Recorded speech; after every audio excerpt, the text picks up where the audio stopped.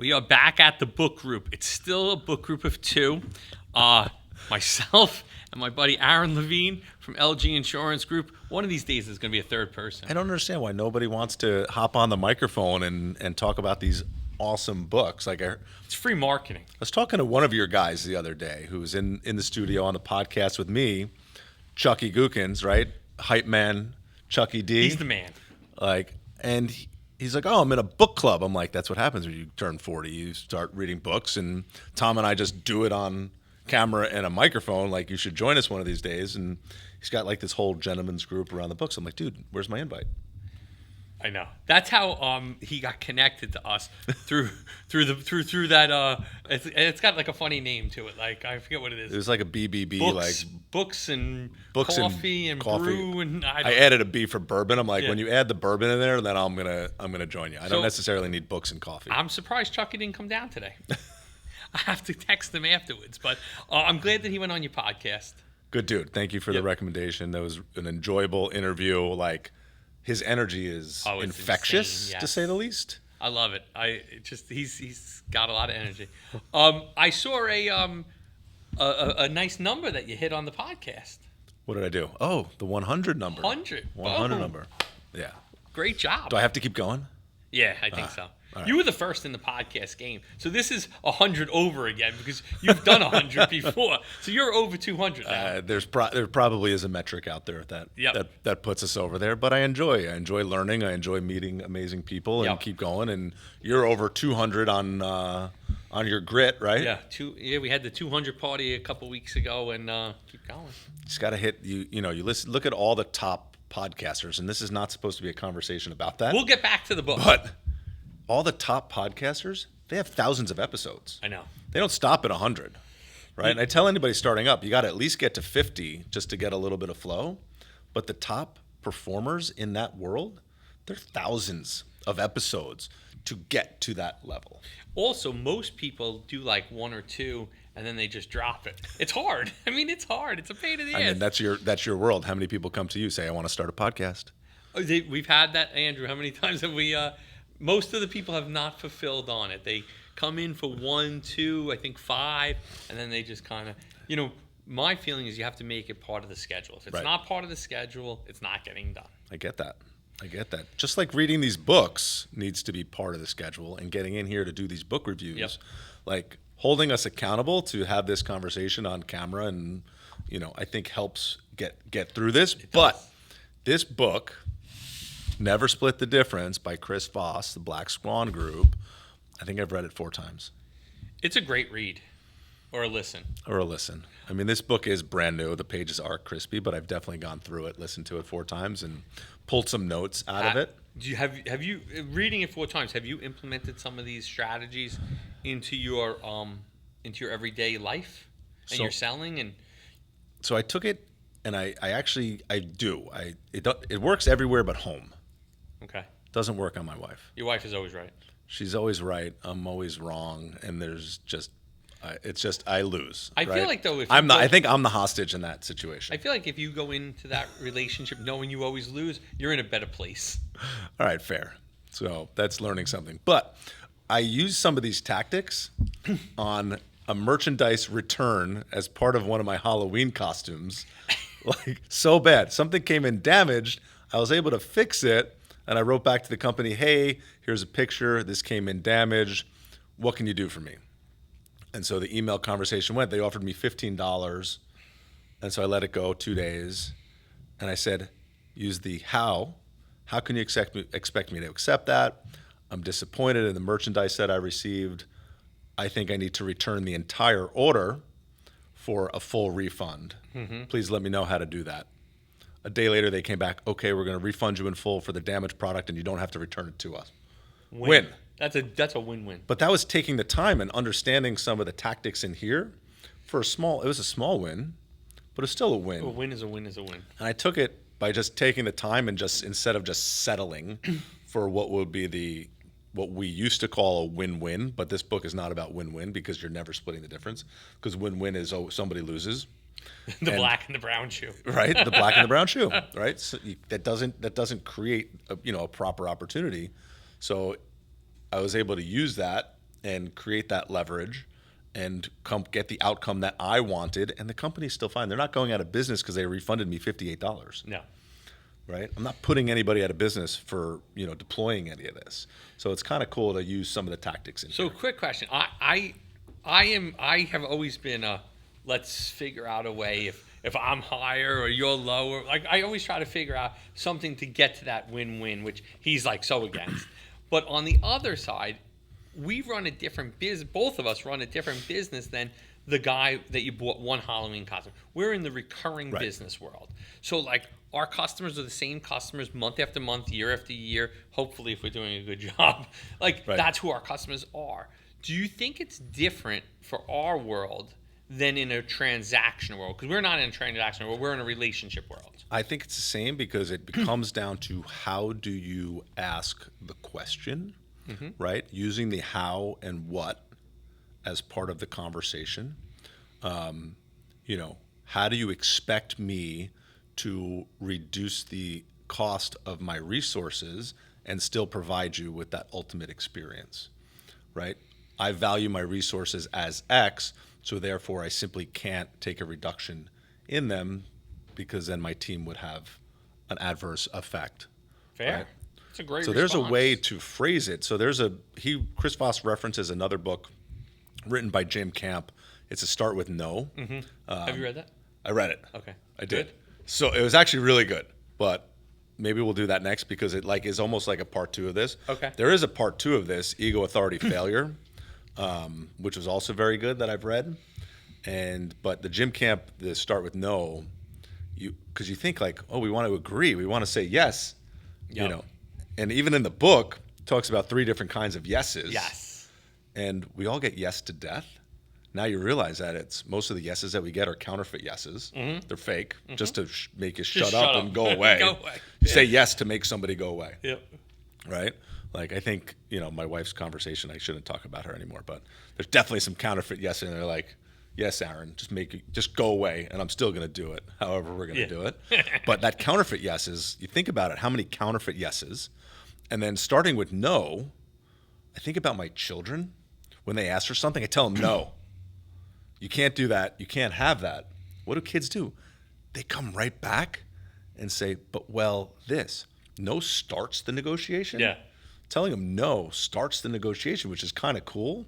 So telling anybody no, and you do it so many more times in a day and that you don't realize, is what actually starts that conversation. So no is better than yes.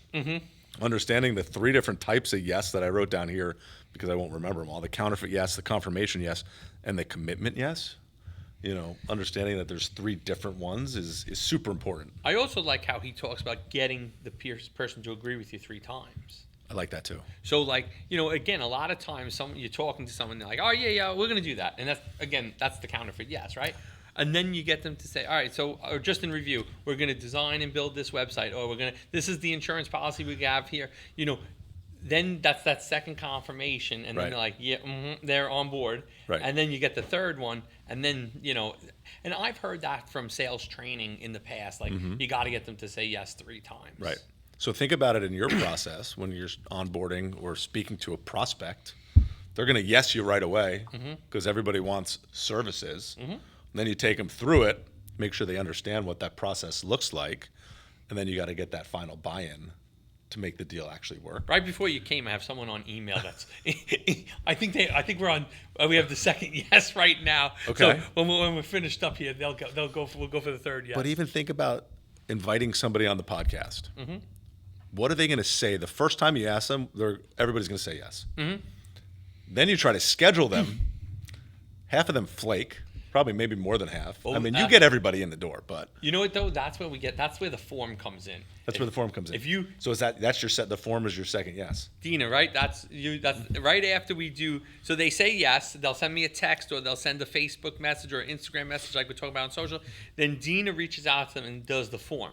Nothing happens till the form is back. That's your commitment. In my mind, that's where they had to put time into this. That's that commitment yes, or the confirmation. Yeah. Yes. So that's a second yes. To me, if you're not willing to put in the time and you just want to skip that one and go right to the schedule, no. because then we're going to get on this podcast and we're going to have nothing to talk about because I know nothing about you. The form is helpful. If you want to be on a podcast, go fill out the forms so that you can get that basic information out. Because I don't sit and read a form either, but I always like to have it filled out. I always like to have a few notes to look at 5 minutes before we go and record. You need a couple talk points. You just a few. need a couple things that you could talk about. You need a few plants. Like if you get stalled up, and not every podcast guest is Aaron Levine, where they can talk for 45 minutes, and when there's a problem, can come back and talk about something else for 45 minutes. Right. There's some people where they're like, you ask them a question, they go yes, and you're like, okay, I need a little more from you here. So that's being a good podcast host is asking the right questions, and they can't be yes, no. They have to be so open-ended. And I think that's part of this, right? That's part of like the tactical empathy piece of it is not sympathy, but tactical empathy is really getting to understand the situation. You can't understand a situation when you're asking yes and no questions. I can't understand the wingman planning business by asking you yes and no questions. Do you build websites? Yes. Next question. End of conversation. Like, we have nothing else to talk about. This book, though, also, I like how he talked about his prior life. Like, the stories are good. The stories are good. And when you think about, like, some of these hostage situations he was in, and I love when he went to Harvard and, beat those guys. That just kind of, It makes you really think about deploying tactics versus reading what's in a book. And so I'm on all of his email lists also because I've been a big fan of what he does. He's got part of a bourbon group, I forget what it was called, that I actually subscribed to and started getting into. It's called I think the bourbon was called The Difference. And it's on my desk. I still have the bottle that they sent me as part of their marketing kit to get me to sign up and join this additional group that they were putting on. But everything that he does, I'm a part of. He's got he does when he speaks, he's not cheap. No. When he shows up, he's got one in Dallas, Texas coming up, I think in the first quarter of the year. It's like $4,000 a person to attend 2 days in Dallas, Texas, where Chris is going to be one of the speakers on the stage. The command is there, and they bring in top people. So, like, I've always wanted to do that, spend the 2 days and go through some of the training, because you can get so much reading a book. You can get a little more going through the training. Then what's next? He wants to sell you coaching. Sure. There's always another hook, right? There's always a next. I'm on his email list from when we read that book, and same kind of thing. Like, he's always trying to hook you. I think they're all trying to hook you. They all, and I think at some point I need to write a book and start trying to get people hooked in too. Yeah.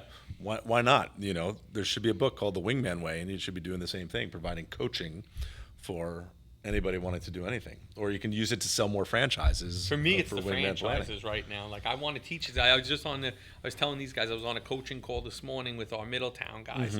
And they brought on a new salesman, and I was coaching them. That. But like the idea of getting them the wingman way of how we did it, and it was interesting when somebody gives me a script and says, "Hey, do this video." It's like, oh, do I really have to?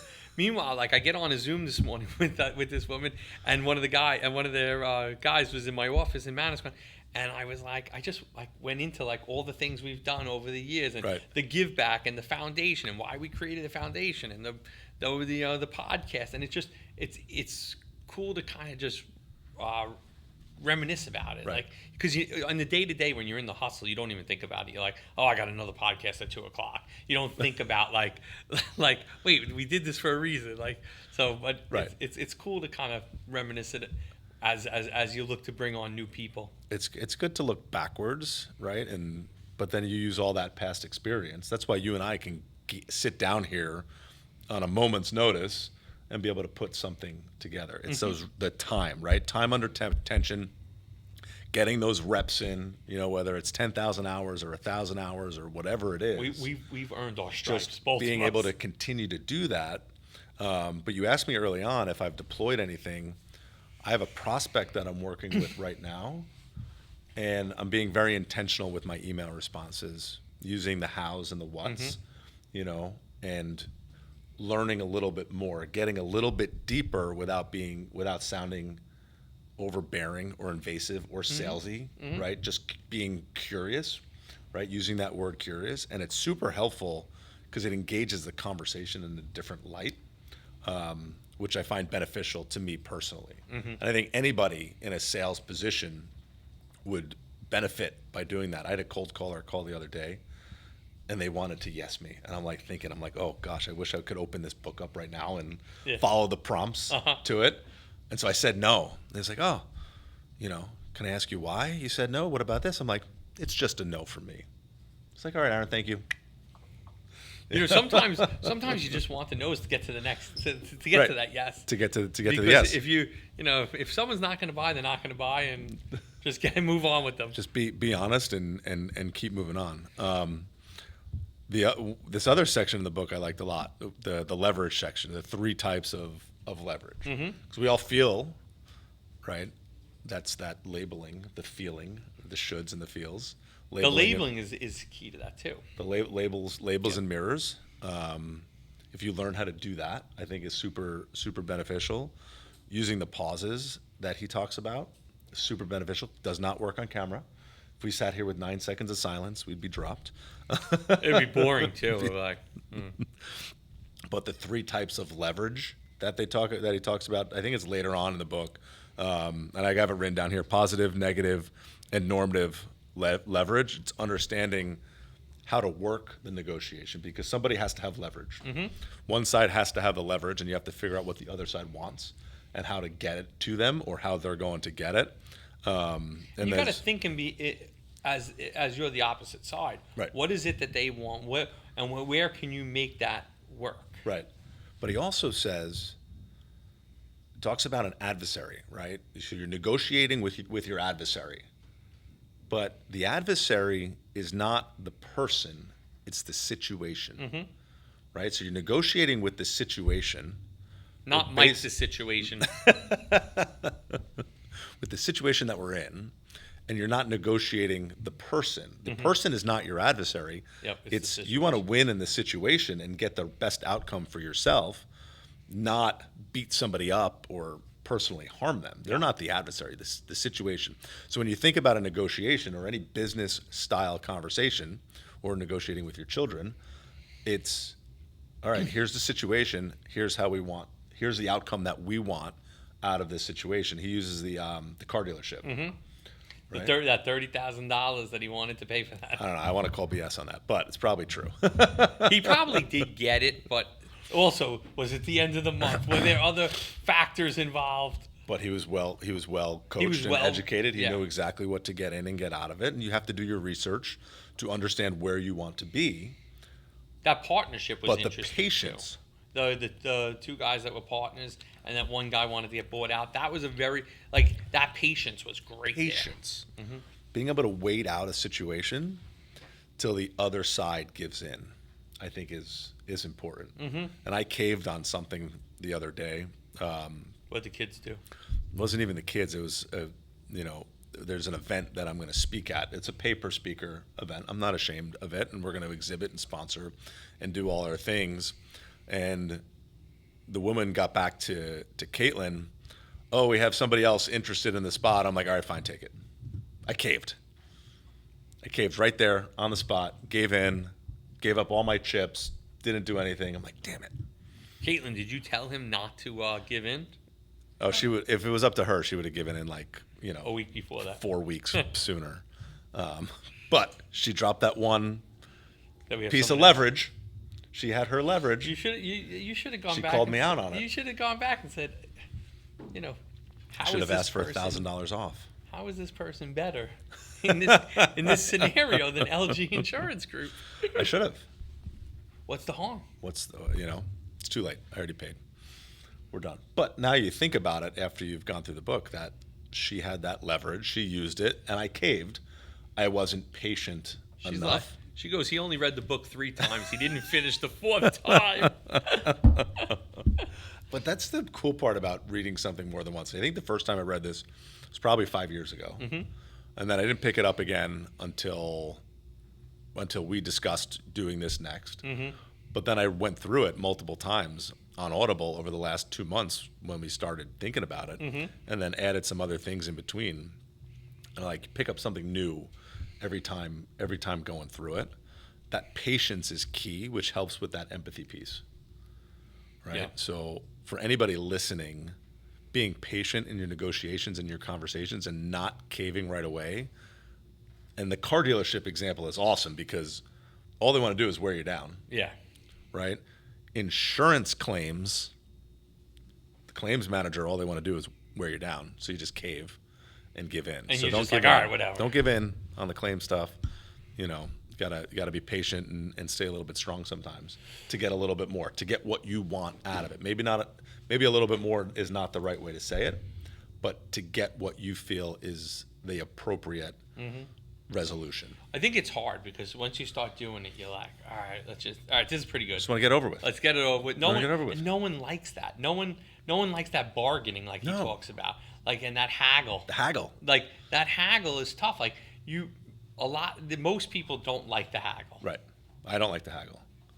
I don't do well in those marketplace settings. Yeah. With the haggling. It's You not got, for me. Either you got to be ready to go, or you got to figure out what your low or your high is. You got to figure out what that offer is, and you got to stick to it. Yeah. And you got to walk away. You got to let them come after you. Yeah, if you're willing to walk away from anything, Right. that's the key. I think in my own life, like, there are times like someone said, again, someone's leaving the company, and you say, you got to be able to walk away. You got to be able to hold strong. Otherwise, you're gonna cave to that. It's huge. It's such a good theory, but people are like, oh, why do I want to walk away? Let's just create a win-win. Yep. But even with a customer, and again, you said it before, like, your customer will say, well, I'll give you this. Right. Like, I didn't know it was a negotiation today. Like, I didn't walk into Best Buy and say, hey, I'm going to give you $400 for this laptop. I know it's on sale for $900. Could you do it? If we could, I don't know if it would, there's certain situations it probably doesn't work. But You can't negotiate on everything, but maybe you can. I don't know. The hard part is the service businesses, because Right. people just take advantage of those. Like, Sure. I don't know when it started, but like a contract comes in with a number and someone says, I'll give you whatever. Or I'll give you cash. Like, and then it just, like, the price is on the menu. Like, when you go to a restaurant, do you tell them what you're going to pay them? But if you can, if there's a way to justify, right? And no, Yeah. you don't go into a restaurant and say, I'm not going to pay you this. I'm going to pay you this because of why. It's on the menu. But you think about that. Like, But what's the menu But difference? why not? What's the menu difference from me coming in and saying, Aaron, it's going to be $1,000, and you say, I'll give you $900, versus the menu at 10th Ave, shout out to 10th Ave, who's our neighbor, the menu says $24.99. But why? You don't go to the waitress and go, can I give you $18.50? Why not? Go in there and tell me how it goes. You know. I'm not willing to do that. You don't like when it's on the menu, I'm not haggling. And you know what? I don't like people that haggle when the price is set. When the price is set, like. You know? But I feel like there's some things that it's more acceptable to do it on than others. Car dealerships, right? To bring that Home example up improvement. again. Home improvement, any service contractor could be a play. There's always room. If somebody's making up individual prices and you can interview multiple people to do the job. That's the hard part, because you Right. lose your leverage, because some people will have 7 guys come to their house. I can interview 10th Ave or the Greek place or the cheesesteak place by looking at their menus and choose what I want to spend on a meal based on what I want to eat. Have you That's tried not the really cheesesteak? no. The cheesesteaks? What is it? It's a cheese steaks. All they make is like 4 Oh, items. it's cheesesteak. Okay. Good on 'em. The cheesesteaks are huge. Okay. You can't finish it in one sitting. But they were very good. Okay. And they're opening a few of them. They have one in South Jersey. They came to Belmore. Now I heard they're going to Brick and Red Bank. Nice. Good for them. And it's just called cheesesteaks. Yeah. Shout out to cheesesteaks. Look at that. Next up. So when we Next have, up. when we, maybe we'll have a lunch. We'll have a lunch and learn, and where we do our book club while eating lunch. While eating, I mean, yeah. everybody's going to want to see us going like Because this. that goes well while we're eating on camera and, Yep. and mumbling into the microphone. That always. What else? What did we miss? What did we talk about? Here, let me get my notes out. You have some more notes? I'm not looking at the text. We talk about label and mirroring. We talk about the 3 types of yeses. We talked about Open-ended leverage. question, and the open-ended questions also buys time. That's important to think about. And again, sometimes you're dealing with irrational people too. Like you're not. That's a big one. You're not always dealing with normal or people that are thinking the same way you are. So I think the value here is, one, this is a phenomenal book for business and life, right? As it says, negotiating as if your life depended on it. That's where the stories come in, and good storytellers write good books. Chris Voss, phenomenal storyteller. And the way the book is written talks about real life situations that are super exciting, that are all Hollywood movie caliber stories for a hostage type film, in Thailand, wherever it is, right? Just think about the movie. It's totally there. So that helps sell, the theories behind it. But I think understanding these tactics and the premises around all these lessons could help anybody in business. Super important. And then the last chapter, so Chris Voss's company is called the Black Swan Group. Chapter 9 or chapter 10 talks about finding the black swan. Yeah. Right? Unveiling the black swan, figuring out what that trigger is. What's that point where you can turn it and have that positive leverage on your side so that you can get the outcome that you want. I think is super important. So that's, again, asking those open-ended questions, the hows and the why, not the how, not why. Why was a bad word, right? Why is it? Why creates the defense? Yeah, why creates a very negative association? Hows and whats create those open-ended opportunities. And I think it'll help anybody in any business type sales situation. I know I'm using it more when I'm dealing with prospects. I've got to go to a meeting with a new large prospect this week. I'm going to what and how the heck out of them. There you go. You just learn, report back and how listen, it works. And just learn and listen. That's all we can do. Also, people love to talk about themselves, about their business. So, like, you throw out a couple questions, and they start going, and you're in agreement. You're taking it in. You ask some good follow-up questions. Right. They're loving life. How did you get into your business? How did you come up with the idea? Right. Those are great questions. They're not yes and no. You can't answer that with a yes or a no. And they can't make you go away if you ask them that question. Like, and then thanks people for start asking. reminiscing back. I started this business. I was 21 years old, blah, blah, blah. I got fired from my job, and now I'm doing this. Right. It's great. Hows and whats we're going to get us to where we need to go. And starting with no, I think, is important. So if you get through this and you enjoy it, get that Jim Camp book. It's on Audible. You can download it. So is that on next book? I think it could be. Okay. If we want to continue this negotiating series, I think the start with no. Dina, what do you think? Jim Camp could be pretty cool. All right. Dina said yes. All right. Jim Camp, start with no. Jim Camp, is the next. start, and we'll regroup in probably the beginning of next the year. time. Probably the beginning of the year for this one. Beginning of the year. What's crazy to think. Well, our book club started in 24. Okay. So we're a full year into this. And only 5 books in. And now, we're now not we're doing talking so about good. 2026. But there's so many other things in between. It's a nice filler to add this in once in a while. All right. Well, thank you for coming in. Tom, thank Next you. time we'll do it at your office. Perfect. Let's do it. And this will be great. Thank you. Awesome. Thanks, man. Good to see you. See you.